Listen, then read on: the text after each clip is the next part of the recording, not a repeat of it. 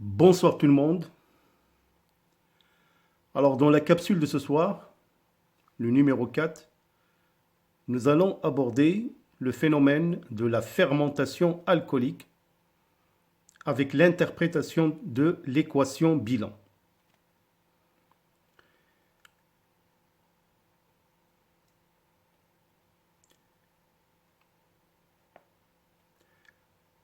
Donc il faut tout simplement noter que la fermentation alcoolique diffère de la fermentation lactique par le fait que cette dernière nécessite d'autres enzymes pour métaboliser le pyruvate. Bien évidemment, notez que les cellules humaines sont incapables de réaliser la fermentation alcoolique. Alors nous allons repartir de la glycolyse.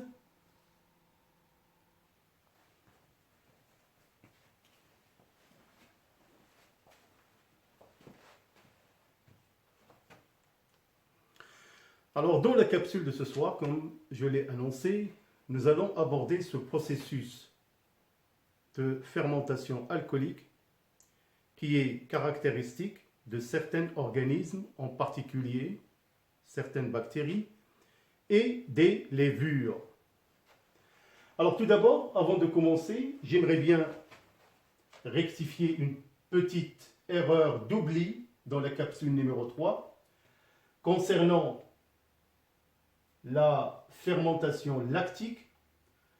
L'équation bilan, le glucose C6H12O6 plus 2ADP plus 2PI forme deux acides lactiques, 2CH3CHOACOH plus 2 ATP que j'ai oublié de mentionner dans l'équation bilan.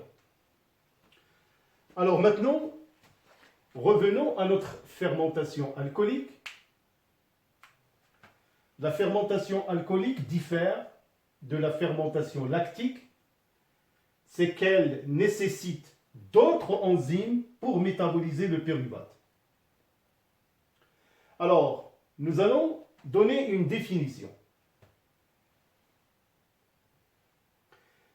La fermentation alcoolique est une dégradation partielle du glucose en absence d'oxygène avec formation de deux molécules d'ATP et deux molécules de dioxyde de carbone et bien évidemment un alcool, l'éthanol, selon la réaction que je vais établir à partir de la glycolyse et enfin, par la suite, bien évidemment, on va l'interpréter.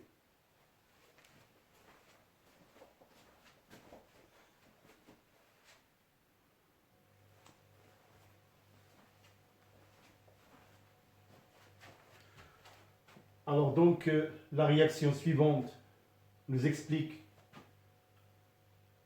en majorité le processus de la fermentation alcoolique. Bien évidemment, nous sommes toujours dans l'hyaloplasme en absence d'oxygène. Alors, en particulier, cette fermentation va concerner, comme je vous ai dit, certains organismes comme des bactéries et les levures.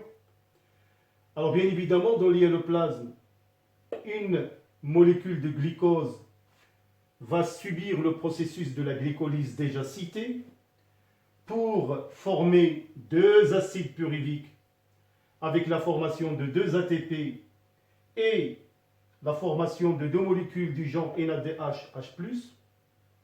Là, on assiste à une phosphorylation de l'ADP et là, à une réduction de la molécule NADH+, comme vous le savez maintenant, qui est un transporteur d'électrons et de protons. Alors, après, le processus se poursuit toujours dans l'hyaloplasme. L'acide pyruvique, dans un premier temps, va subir une décarboxylation, comme vous pouvez le remarquer, bien évidemment avec la participation ou l'intervention d'une enzyme décarboxylase. Alors, formation d'un groupement acétaldéhyde, le CH3COH. Alors là, on raisonne toujours par deux molécules d'acide pyruvique, donc 2CH3COH. Alors ce dernier, il va être réduit en éthanol, mais grâce à l'oxydation du transporteur NADH+, avec l'intervention d'une enzyme alcool déshydrogénase qui permet bien évidemment l'accomplissement de cette transformation. Alors, comme interprétation, après formation de l'acide pyruvique par glycolyse, ce dernier va subir une décarboxylation et formation d'un acétaldéhyde, le CH3COH. Alors, l'accumulation du NADH+ dans l'hyaloplasme qui va être oxydé en NAD+, et réduction du CH3COH et formation de l'éthanol. Donc, grosso modo, voilà le processus de la fermentation alcoolique. Bien évidemment, donc cette fermentation alcoolique, on peut bien évidemment la trouver dans l'industrie, par exemple la fabrication des vins, de la bière. Donc c'est un processus qui est industrialisé.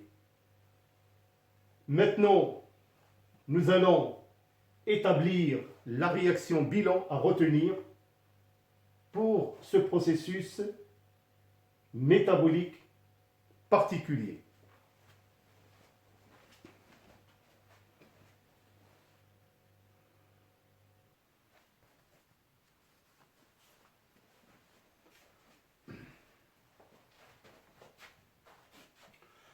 Alors, concernant la réaction bilan, vraiment à retenir, bien évidemment, on part toujours d'une mole du glucose, plus 2 ADP plus 2 PI, une phosphorylation de l'ADP.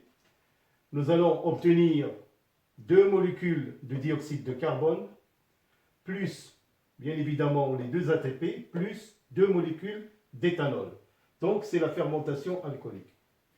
Alors, on peut dire quand même que les cellules qui sont capables de réaliser une telle fermentation, on trouve des bactéries et des levures appartenant au groupe des eumycètes. Alors voilà mes chers élèves, concernant la fermentation, alors dans la capsule numéro 3 et 4, pratiquement on a détaillé l'essentiel à connaître pour vous, élèves de terminale du baccalauréat.